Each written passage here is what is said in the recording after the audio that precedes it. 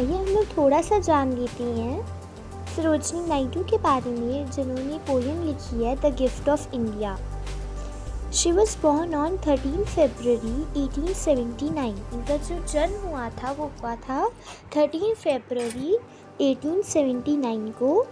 और इनके ऑक्यूपेशन के बारे में जानिए तो ये इंडियन पॉलिटिशियन, एक्टिविस्ट थी और पोएट थी।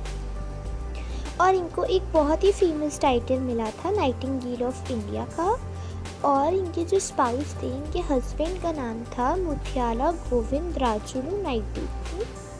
और इनकी डेथ, इनकी मृत्यु हो गई थी 2 मार्च 1949 में। ठीक है, इन्होंने जो पोएम लिखी है, बहुत ही beautiful poem the gift of India, वो लिखी गई थी 1915 में। इन्होंने लिखी थी 1915 में, जब वर्ल्ड वॉर 1 चल रहा था, जब हमारी इंडिया, पूरे इंडिया जो थी वो हमारे ब्रिटिशर्स के कंट्रोल में थी।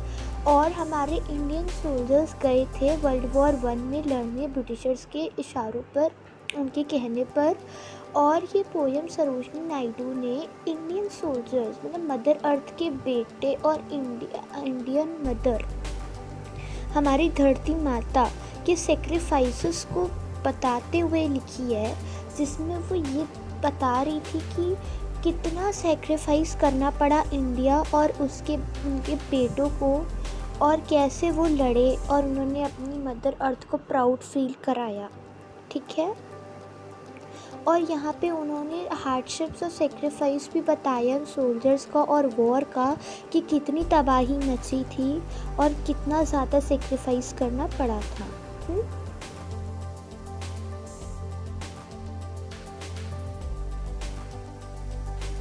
आज जो हम लोग पोएम पढ़ने वाली हैं उसका नाम है द गिफ्ट ऑफ इंडिया, जिसको लिखा है सरोजनी नायडू ने। ओके, तो स्टार्ट करते हैं हम इसका stanza wise explanation. Is there aught you need that my hands withhold, rich gifts of raiment और ग्रीन और गोल्ड। अब यहाँ पे हमारी मदर अर्थ, हमारी धरती माता फॉरेन कंट्री से क्वेश्चन कर रही है कि ऐसा क्या रह गया जो मैंने तुम्हें नहीं दिया, ऐसी क्या चीज़ रह गई जिसको देने से मेरे हाथ रुक गए। वो यहाँ पे पूछ रही हैं कि ऐसा क्या है जो मैंने तुम्हें नहीं दिया। रिच गिफ्ट्स ऑफ रेमेंट और ग्रीन और गोल्ड। अब यहाँ पे बता रहे हैं कि धरती माता ने क्या क्या दिया, मदर अर्थ ने कितना कुछ दिया फॉरेन कंट्रीज़ को। रेमेंट का मतलब होता है क्लोथ, कपड़ा। ग्रीन का मतलब होता है अनाज और गोल्ड का मतलब होता है सोना। तो हमारी मदर अर्थ ने क्या क्या दिया है, कपड़ा दिया है, अनाज दिया है और गोल्ड दिया है। और उसके बाद भी हमारी मदर अर्थ क्वेश्चन कर रही हैं, पूछ रही हैं कि फिर भी ऐसा क्या रह गया जिसको देने से मेरे हाथ कभी रुक गए। ओके, अब आगे बढ़ते हैं। Lo I have flung to the east and west, priceless treasures torn from my breast. अब यहाँ पे बता रही हैं कि फॉरेन कंट्रीज़, मतलब जब हमारा भारत, हमारी इंडिया जब फॉरेन कंट्रीज़ के कंट्रोल में थी, ब्रिटिशर्स के अंडर थी, तो हमारा जितनी भी प्राइसलेस ट्रेजर्स थे, हमारे जितने भी हमारी प्रीशियस थिंग्स थी, वो उसको सारे फॉरेन कंट्रीज़ लूट के ले जाती थी। एक समय पे हमें गोल्डन बर्ड कहा जाता था, हमारे गोल्ड की वजह से वो सब हमें लूट के ले जाती थी फॉरेन कंट्रीज़। तो यहाँ पे यही बता रही हैं कि lo I have flung to the east and west, मतलब मुझे ईस्ट से वेस्ट में ले जाया गया है मेरी कीमती चीज़ें। अर्थ की जो प्राइसलेस ट्रेजर्स रही हैं, जो प्रीशियस चीज़ें रही हैं, वो मुझे ले जाया गया है, मेरी चीज़ों को यहाँ से ले जाया गया है। और फॉरेन कंट्रीज़ इंडिया का, भारत का सामान लूट के ले गई हैं, यहाँ से ये बता रहे हैं। ठीक है, and yielded the sons of my stricken womb to the drum beats of duty, the sabers of doom। अब यहाँ से बता रहे कि इतना सारा सब कुछ तो वो लोग ले ही गए थे, उसके बाद मेरे बेटे, हमारी मदर अर्थ के सन्स, सोल्जर सन्स, वो भी ले गए। स्ट्रिकन वूम का मतलब होता है घायल वूम। और यहाँ से वो ये स्ट्रिकन वूम वर्ड इसलिए यूज़ करा जा रहा है बिकॉज वो बता रही हैं कि अर्थ, मदर अर्थ से कितना कुछ छीन गया। ऐसा कुछ भी नहीं रहा जो उन्होंने फॉरेन कंट्रीज़ को कभी उनका देने में उनका हाथ रुक गया हो या उन्होंने मना कर दिया हो। उन्होंने कपड़ा दिया, अनाज दिया, सोना दिया और फिर अपने प्राइसलेस ट्रेजर्स भी दे दिए, सब कुछ लूट के ले गए वो हमारा। और अब बच्चे, उनके सोल्जर सन्स, धरती माँ के बेटे, अब उनको भी ये लोग लेके जा रहे हैं। To the drum beats of duty the sabres of truth, war पे जा रहे हैं हमारे इंडियन सोल्जर्स, हमारी मदर अर्थ के बेटे वॉर पे जा रहे हैं जो ब्रिटिशर्स के अंडर हैं, ब्रिटिशर्स के लिए लड़ने जा रहे हैं वॉर में। To the drum beats of duty the sabres of doom का मतलब है कि हमारे इंडियन सोल्जर्स को ब्रिटिशर्स के इशारों पर काम करना पड़ता था, उनके इशारों पर लड़ाई करनी पड़ती थी। ठीक है, अब हम लोग आगे बढ़ते हैं। Gathered like pearls in their alien graves, silent they sleep by the Persian waves. अब यहाँ पे ये बता रहे हैं कि जो भी हमारे इंडियन सोल्जर्स थे, जो हमारी मदर अर्थ के सोल्जर सन्स थे, वो ब्रिटिशर्स के ऑर्डर पे गए थे वॉर पर। वर्ल्ड वॉर 1 में ब्रिटिशर्स के अंडर पे वो लड़ रहे थे। और इसमें क्या हुआ कि इस वॉर के दौरान उन्होंने अपनी जानें गंवा दी, बहुत सोल्जर्स ने अपनी जानें गंवाई। तो उनके लिए ये लिखा है कि जिन्होंने इस वॉर के दौरान अपनी जानें गंवाई, gathered like pearls in the alien Graves, वो पर्ल्स की तरह, मतलब मोतियों की तरह वो लेटे थे। एलियन ग्रेव्स का मतलब है अपने कफ़न में, और वो भी कहाँ पर, फॉरेन कंट्रीज़ में, बिकॉज़ वो वहीं पे गए थे अपना लड़ाई लड़ने वॉर के लिए, और वहीं पे वो मोतियों की तरह लेटे हुए थे, अपने कफ़न में लेटे हुए थे मोतियों की तरह। और यहाँ पे ये थोड़ा सैड है कि अपनी मदर अर्थ के लिए इन्होंने इतना कुछ किया, इतना प्राउड फील कराया मदर अर्थ को, लेकिन इनके नसीब में ये नहीं हो पाया कि ये अपनी मिट्टी में मर सके, अपनी धरती माता, अपनी अर्थ में आकर मर सके। ठीक है, तो gathered like pearls in their alien Graves का मतलब है कि लड़ते लड़ते वो वहाँ पे मर गए, उन्होंने अपनी जानें गंवा दी और मोतियों की तरह वो वहाँ पे लेट गए अपने कफ़न में। Silent they sleep by the Persian waves, अब वो एकदम साइलेंट होकर स्लीप का, साइलेंटली दे स्लीप मतलब है वो बहुत शांति से सो रहे थे फॉरेन कंट्री में वहाँ पे, बिकॉज़ उनको एक पीस था, क्योंकि उन्होंने अपनी मदर अर्थ को प्राउड फील कराया था और ब्रिटिशर्स के लिए भी इतना कुछ किया, दूसरों के लिए भी इतना कुछ किया, और उनको इस बात का बहुत पीस था, बहुत प्राउड था कि उन्होंने अपने देश के लिए कुछ किया, वो अपने मदर अर्थ के काम आ सके, और दूसरों के लिए उन्होंने इस वॉर में पार्ट लिया, और वो कितनी प्राउडली और ब्रेवली लड़े, उन्होंने बहुत ब्रेवली इस वॉर में पार्टिसिपेट किया। Okay, scattered like shells on Egyptian sands, they lie with pale brows and brave broken hands.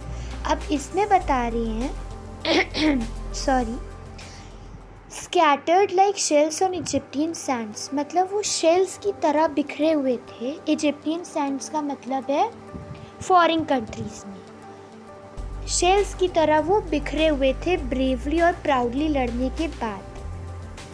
They lie with pale brows and brave broken hands, और कैसे लेटे हुए थे, पेल प्रोज। अच्छा, यहाँ पे पेल से ये बता रहे हैं कि जब डेथ हो जाती है तो जब बॉडी में ब्लड तो रुक जाता है, तो उससे हमारी बॉडी कैसी हो जाती है, पेल हो जाती है, येलोइश हो जाती है डेथ के बाद, बिकॉज ब्लड तो ख़राब होने लगता है, जिसकी वजह से जो बॉडी होती है वो येलोइश होने लगती है, पेल होने लगती है।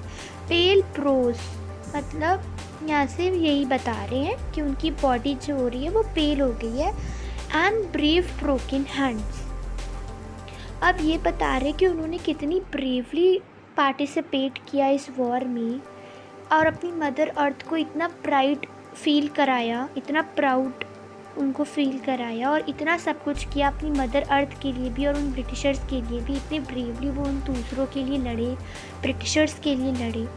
और कैसे लेटे हुए हैं ब्रोकन हैंड्स के साथ, मतलब उनके जो हाथ हैं वो टूट गए हैं। ये बता रहे हैं कि कितना ब्रेवली उन्होंने इस वॉर में पार्टिसिपेट किया है और अपनी मदर अर्थ को प्राउड फील कराया। They are strewn like blossoms, mown down by chance, on the blood brown meadows of Flanders and France. अब यहाँ पे बता रहे हैं कि they are strewn like blossoms. Blossoms का मतलब होता है flowers, फूल। फूलों की तरह वो मुरझा के लेटे हुए हैं। स्ट्रून लाइक ब्लॉसम से फूल मुरझा जाते हैं, उनको बेदर्दी से फूलों को काट दिया हो। यहाँ पे वैसे ही लग रहा था जैसे हमारे सोल्जर्स ऐसे लेटे हैं जैसे किसी सुंदर मुलायम फूलों को तोड़ के मरोड़ के फेंक दिया हो। Mount down by chance, mount down by chance का मतलब है कि जो हमारे इंडियन सोल्जर सन्स थे, जो हमारी धरती माता के बेटे थे, वो डेथ को डिज़र्व नहीं करते थे, वो वॉर में मरना ऐसे डिज़र्व नहीं करते थे। यहाँ पे इसका ये मतलब है कि वो फूल मुरझे हुए फूलों की तरह ऐसे लेटे हैं और वो मरना डिज़र्व नहीं करते थे। On the blood brown meadows of Flanders and France. Blood brown का मतलब है खून से सना हुआ। जो अर्थ है जब उस पर ब्लड गिरता है तो एकदम ब्राउन ब्राउन सा लगता है ना, तो यहाँ पे यही बता रहे हैं कि खून से सने हुए फूलों की तरह वो लेटे हुए थे। कहाँ, किसकी धरती पे? फ्लैंडर्स एंड फ्रांस की, फॉरेन कंट्रीज़ की अर्थ पर। यहाँ पे ये बता रहे हैं कि फॉरेन कंट्रीज़ में कैसे वो लेटे थे, मोतियों की तरह अपनी कफन में लेटे हुए थे और एकदम साइलेंटली सो रहे थे, क्योंकि उनको एक सेंस था, एक प्राइड था कि उन्होंने इतना ब्रेवली लड़ा, अपनी मदर इंडिया को प्राउड फील कराया और दूसरों के भी वो इतना काम आ सके। Scattered like shells on Egyptian Sands, और शेल्स की तरह बिखरे हुए थे इजिप्टियन सैंड्स पर, और कैसे सो रहे थे? पेल ब्राउज के साथ और ब्रेव ब्रोकन हैंड्स के साथ। उनकी बॉडी पेल हो गई थी, येलोइश पीला पड़ रही थी, उनकी बॉडी पीली पड़ रही थी और उनके जो हाथ थे वो टूटे हुए थे। इससे ये बता रहे हैं कि उन्होंने कितनी ब्रेवली इस वॉर में पार्टिसिपेट किया। ठीक है। They are strewn like blossoms mown down by chance, और वो कैसे बिखरे हुए हैं? वो मुलायम फूलों को जब बहुत बुरी तरह से जब मरोड़ के फेंक दिया जाता है, उसकी तरह वो वहाँ बिखरे हुए हैं, फूलों की तरह जो बहुत मुरझा गए हैं। और माउंट डाउन बाय चांस का मतलब है कि वो मरना डिज़र्व नहीं करते थे, जो कुछ भी उनके साथ हुआ वो डिज़र्व नहीं करते थे।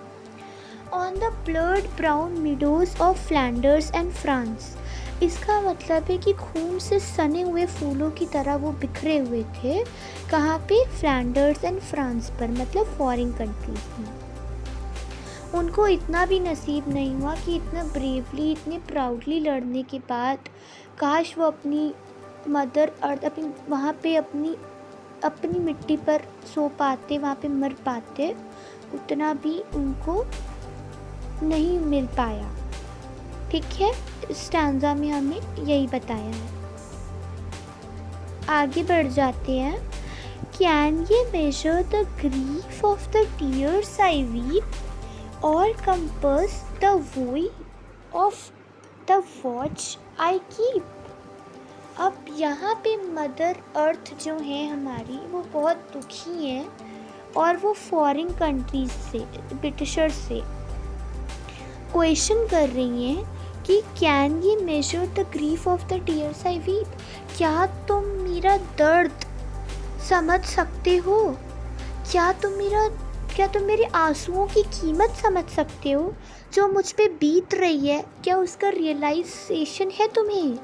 और compass the we of the watch I keep, और जो मेरा दर्द है, या फिर तुम मेरे उस भावना को समझ पाओगे जो मुझे इस समय फील हो रहा है, जो मेरा दर्द है, क्या तुम मेरा दर्द समझ पाओगे?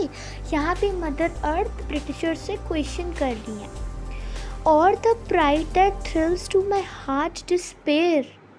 अब यहाँ पे वो ये कह रही हैं कि क्या तुम मेरी उस भावना को समझ पाओगे जो मुझे प्राउड फीलिंग है अपने सोल्जर बेटों पर, जिन्होंने इतनी ब्रेवली लड़ाई करी, जो लड़ने के लिए जा रहे हैं, जो मुझे इतना प्राउड फील करा रहे हैं, उनके लिए जो मेरी फीलिंग्स है, जो मेरी भावना है, क्या तुम उनको समझ पाओगे? And the hope that comforts the anguish of prayer. अब यहाँ पे ये बता रही है कि मेरे दिल में एक होप है, मेरे मन में एक होप है जो हर चीज़ से बड़ी है, और वो क्या है कि जो भी मेरे बेटे हैं वो सही सलामत वॉर से वापस आएंगे, और मैं उनके लिए प्रार्थना करती हूँ, मैं उनके लिए प्रे करती हूँ कि वो जैसे हों ठीक हों और सही सलामत वापस आ जाएं। And the far sad glorious vision I see of the torn red banners of victory।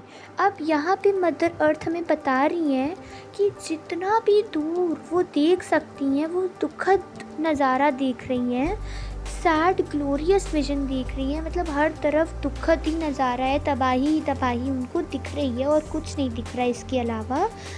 Of the torn red banners of victory. अब इससे हमारी मदर अर्थ का मतलब है कि खून से सनी हुई विक्ट्री रही है। Torn red banners, torn red का मतलब है कि जो बैनर है वो खून से सना हुआ है। इंडियन सोल्जर्स ने अपने खून बहाए, मतलब अपनी ज़िंदगी गंवाई है उन्होंने इस वॉर में, तब जाके उन्होंने विक्ट्री हासिल करी है।